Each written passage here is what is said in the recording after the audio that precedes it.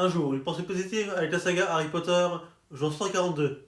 Les amis, aujourd'hui pour la pensée du jour, je vais vous parler des bonnes idées.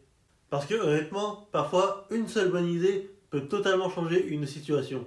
Et une bonne idée, elle ne doit rien au hasard, hein. C'est souvent le fruit d'une longue réflexion.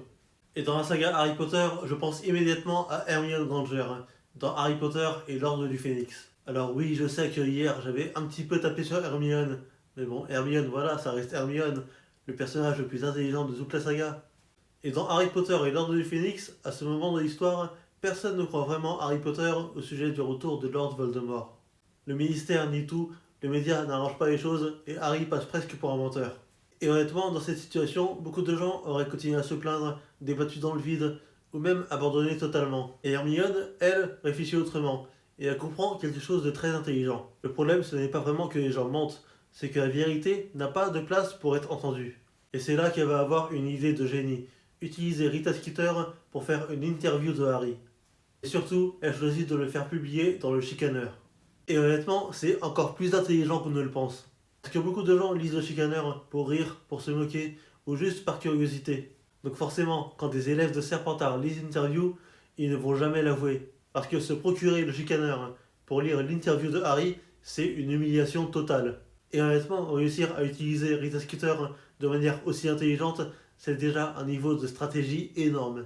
Parce que même si Hermione ne règle pas tout d'un coup, Harry retrouve quand même une certaine visibilité.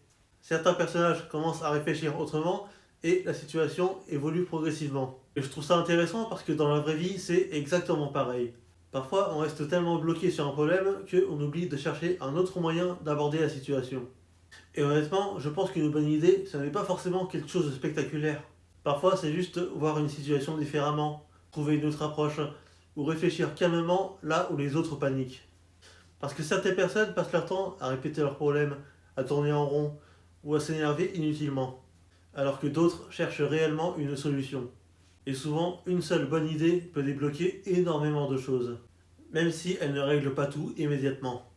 Et honnêtement, je pense qu'on sous-estime beaucoup l'importance de réfléchir calmement, de prendre du recul, et de chercher une stratégie plutôt qu'une réaction immédiate.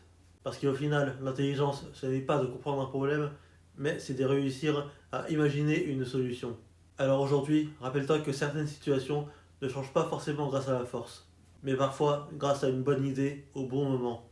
Une bonne idée ne résout pas tout, mais elle peut complètement changer une situation. Gardez bien ça à l'esprit. Et nous, on se retrouve demain pour une nouvelle vidéo. Bisous!